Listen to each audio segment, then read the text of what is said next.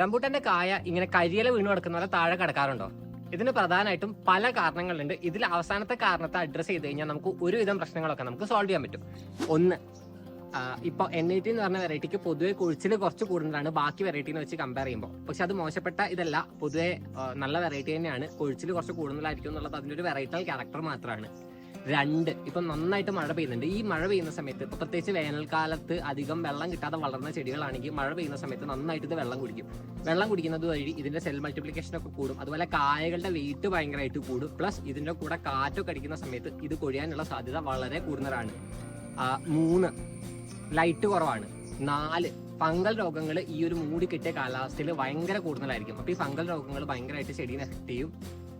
5, ഏറ്റവും പ്രധാനം എന്ന് പറയുന്നത് ചെടിക്ക് ആവശ്യത്തിനുള്ള വളങ്ങളും കൂടെ കിട്ടാതെ വരുമ്പോൾ ഈ എല്ലാ പ്രശ്നങ്ങളും കൂടെ ചെടീനെ ബാധിക്കുന്ന സമയത്ത് ചെടിക്ക് സസ്റ്റെയിൻ ചെയ്യാനുള്ള എനർജിയും അല്ലെങ്കിൽ ചെടിക്ക് കായനെ പിടിച്ചു നിർത്താനുള്ള എനർജിയും ഫുഡും ഇല്ലാതെ വരും. അതുവഴിയാണ് ഈ ഒരു കൊഴിച്ചിൽ പൊതുവായിട്ട് നമ്മൾ നന്നായിട്ട് കാണുന്നത്. ഇതിനെ കൺട്രോൾ ചെയ്യാനായിട്ട് നന്നായിട്ട് ചെടിക്ക് വളം കൊടുക്കുക.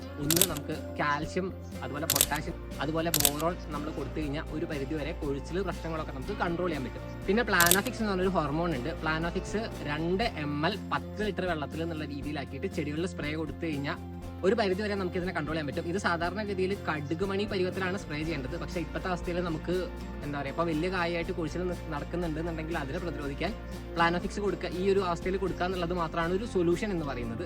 ഇത് മഴയില്ലാത്ത സമയങ്ങളിൽ വേണം ചെയ്യാനായിട്ട്. നന്നായിട്ട് ഇലയിൽ സ്പ്രേ ചെയ്ത് കൊടുത്താൽ നമുക്കൊരു പരിധി വരെ ഇതിനെ കൺട്രോൾ ചെയ്യാൻ പറ്റും.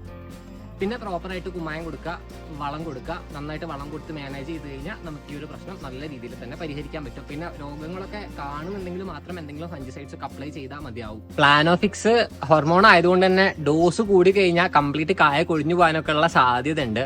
ഈ പ്ലാനോഫിക്സ് പല രീതിയിലാണ് ചെടീനെ എഫക്ട് ചെയ്യുന്നത്. അപ്പൊ നമ്മൾ എപ്പോഴും കുറഞ്ഞ ഡോസിൽ മാത്രം അടിക്കാൻ പ്രത്യേകം ശ്രദ്ധിക്കുക.